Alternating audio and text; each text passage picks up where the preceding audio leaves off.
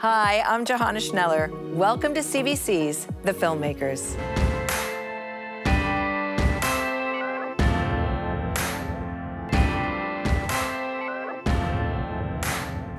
Take us through the setup, because this is a show that airs before the movie actually airs. So what will people actually get to experience? People are going to get a little window of insight into not only how that movie was made, but they're also going to get a sense of the context of the film. So what it was like for the filmmaker's career, what it was like for Canadian cinema when this film came out. I actually took a break and made a whole other film. Like, I made Take This Waltz as a vacation from Stories We Tell, because I needed to do something else. You remain the only Canadian director to be nominated for an Oscar for directing a Canadian film. Is that a good thing or a bad thing for a Canadian director? Because Americans are just so thrilled when a Canadian director is nominated for a Canadian film. Like it gives you a certain status, you know? Like they prefer that than to being nominated for an American film. No, it doesn't.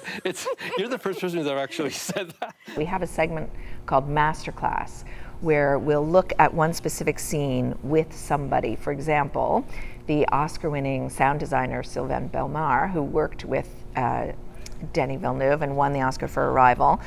He takes us through a scene in Incendie, and he tells us where the sound was and how he gets it and what part of it is made in the studio and what part is recorded on site. There's a certain tension in her face and everything, and we hear the bells of the animals of the hills and everything. So those animal life kind of remind us that, you know, we're sort of it's a countryside, it's a peaceful land, but it's not.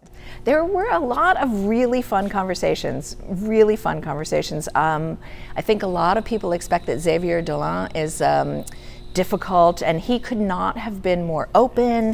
He talked a lot about how people have been calling him an enfant terrible since he was a kid, and he's 28 now, and he's tired of that. He showed us his tattoos, and he talked about how his influences came from American teen shows on the WB. Like, he could not have been lovelier.